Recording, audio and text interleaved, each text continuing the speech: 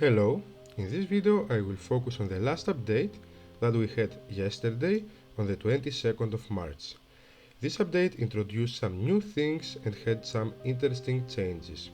It mainly focused on changes for Arena of Honor, introduced the Dragon Advancing or Awakening, introduced the website login event as part of the 5th anniversary.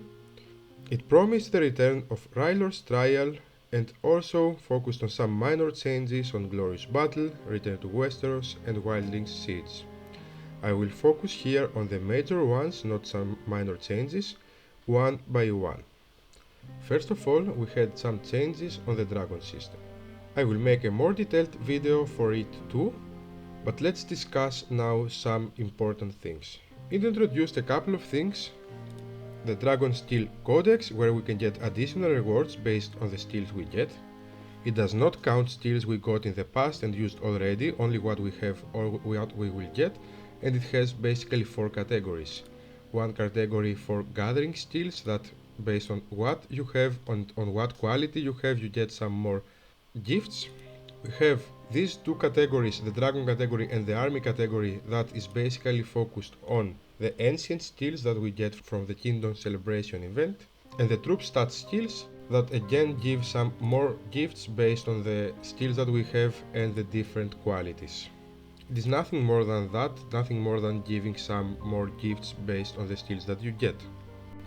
We also have the Dragon Advancing, where we can use some new items that were introduced to advance our dragon to get some more stats there on strength, defense, critical damage, protection and goes on, which can be quite helpful for the dragons. Check my video that I will have in the description to see how dragons work in the battle. So these items that can be used for the dragon advancing, they are different items for each dragon and we can find them in the merchant shop. Regarding the changes in Arena of Honor, first of all we have the new team size, which is 10 people. This may complicate things to form teams before the battles, but actually it simplifies the battle a lot, as you do not get randomly matched with some people with which you have to discuss in 5 minutes the strategies that you are going to follow during the match and goes on, if you are lucky to get basically active people. If you cannot form a full team, there is now the party lobby that you can put your team for people to find and join.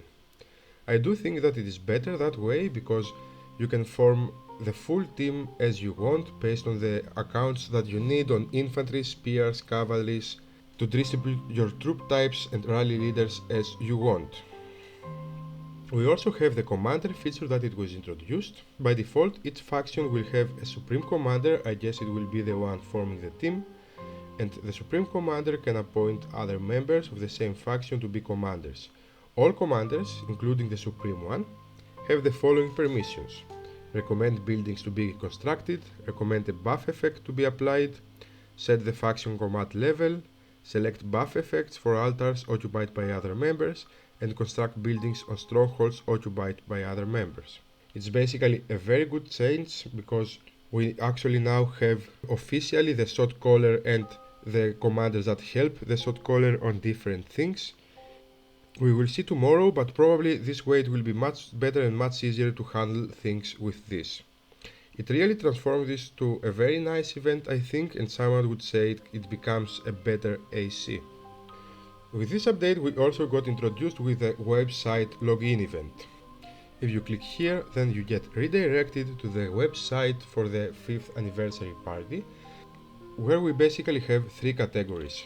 First, we have the daily check-in event for a few rewards. You can see that it's basically the usual stuff that we get, and it's for 10 days. Then we have the yearly report. As we do almost every year, we can get our report with some statistics for our accounts in general.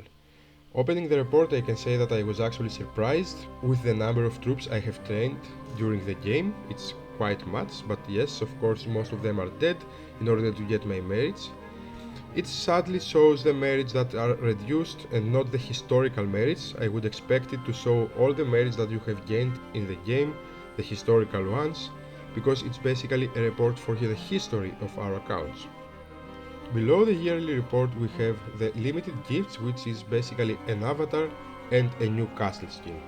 It is basically a good castle skin, a nice one, especially for free-to-play players, for your alts and goes on. It's quite good also for training speed. If you do not have the castle skin that gives the highest strength speed in the game, this is the second best one and it's quite good. I can actually use it to increase my training speed.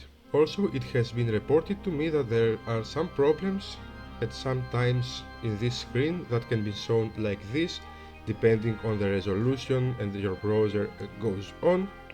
So if you have this problem, you need to either zoom out a bit or use another browser. Copy paste the link and use, for example, Chrome. Thank you a lot for watching the video. I hope it was helpful for you and do not hesitate to leave a comment.